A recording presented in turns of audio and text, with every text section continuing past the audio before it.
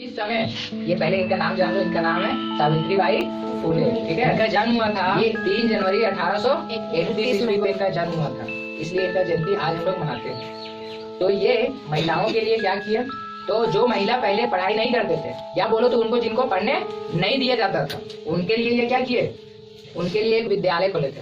अपने पति ज्योतिराव फुले के साथ मिलकर एक विद्यालय खोले। और जब वो विद्यालय में पढ़ाने जाया करती थी ना, तो जो गांव से निकलते समय उनपे जितना सारा कूड़ा कचरा हो सके, गोबर हो गया, कचरा जो भी कचरा मिल जाए उस पर फेंक दिया करते थे। तो वो उसी तरह जाती थी। और जाने के बाद वो साथ में 2 ड्रेस लेके जाती थी। पहला ड्रेस जो तो गंदा हो गया आते आते, ऐसा लोग थे, ठीक है, तब का समय था। उसके बाद आके वो चेंज करके फिर पढ़ाती थी, दूसरा ड्रेस पहन के फिर पढ़ाती थी। लेकिन पढ़ाती थी ऐसा नहीं कि हम लेट गए, देखो मेरा लेट गया, अब हम घर जा रहे हैं, फिर से नहा धोके एकदम मस्त से फिर से आएंगे, फिर लेट गया, फिर जाएंगे घर, ऐसा नहीं करती।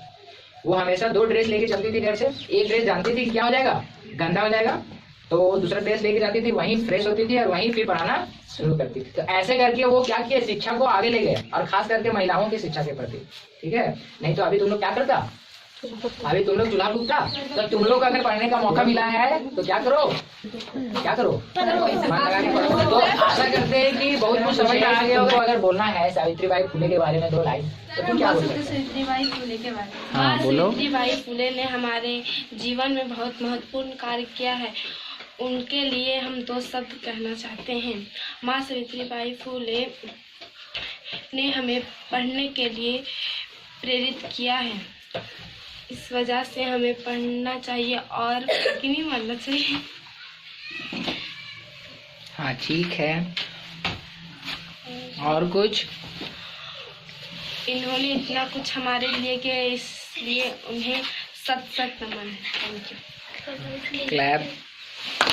हाँ चलो। सावित्रीबाई हमारे लिए बहुत महत्वपूर्ण काम किए हैं, जिसके लिए हम लड़कियों को पढ़ने का अधिकार मिला है। हमें मन लगा के पढ़ना चाहिए और हमें पढ़ लिख के कुछ बनना चाहिए, इसलिए उन्हें हम सत्य नमन करते हैं। Thank you. चलो क्लैप। माँ सावित्रीबाई फुले के कारण हम पढ़ पाए हैं, इसलिए हम उन्हें सत्य नमन करते हैं। सावित्रीबाई फुले ने हमारे लिए बहुत ज़्यादा कष्ट किए हैं। उन्होंने हमें आज़ादी दिलाई है। उन्होंने हमें पढ़ने के लिए प्रेरित किया है, इसलिए उन्हें हम सत नमन करते हैं। क्लैप। सावित्रीबाई फुले के कारण हम लोग को पढ़ने का आज़ादी मिला है और हम लोग को पढ़ना चाहिए और पढ़ने के नाम पे दूसरा का फायदा नहीं उठाना चाहिए। उसके के लिए पढ़ने का छूट देने के लिए धन्यवाद। आप बताएगी तन्नू तुम कुछ बोलो। पढ़ने का अधिकार देने के लिए दिल से धन्यवाद। हाँ गुड। क्या साक्षी तुम कुछ बोलेगी?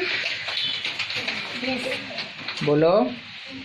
जिनने हमें पढ़ने का छूट दिए हैं उन्हें दिल से धन्यवाद। हाँ गुड।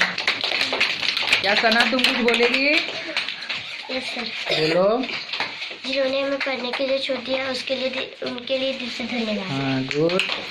क्या तुम कुछ बोलेगी? हाँ रिया बोलेगी। हमें पढ़ने के लिए अधिकार दिए हैं। चलो बोलो 2 लाइन। जिन्होंने हमें पढ़ने का अधिकार दिया उससे धन्यवाद। क्या रेशमी तुम कुछ बोल सकती है? माँ सावित्री फुले भाई ने हमें पढ़ने के लिए अधिकार दिया, उसके लिए सबके धन्यवाद। हाँ चलो, और क्या गुलाबो तुम कुछ बोलेगी? Yes sir. बोलो। माँ सावित्री माई ने हमें पढ़ने का अधिकार दिया है। हमें अच्छे से पढ़ना चाहिए और पढ़ के कुछ बनना चाहिए, और इसीलिए दिल से धन्यवाद। Very good. देखो छोटी बच्चियों ने अपने बात को रखी और तुम लोग डरती है। देखो तो उसको हम कुछ समझाएं, अपने बोली ना, तो ऐसे देखो दिल से हम क्या बोल सकते हैं। ठीक है, क्या मुनमुन बोलेगी कुछ? हाँ सर। चलो। सावित्रीबाई फुले ने हमारे लिए बहुत कुछ किए हैं, खास करके लड़कियों के लिए बहुत कुछ किए हैं, जैसे कि बाल विवाह और विधवा के लिए बहुत कुछ किए हैं, और हम लोग को पढ़ाई के लिए प्रेरित किए हैं और ख़ास करके पेरेंट्स को मतलब उन लोगों को भी मतलब समझ में आया कि हम लोग को भी लड़कियों को पढ़ाना चाहिए और हम लोग को पढ़ने का अधिकार दिया, इसलिए बहुत बहुत धन्यवाद। क्या लास्ट में आप लोग कुछ कहना चाहिएगा? चलिए बोलिए।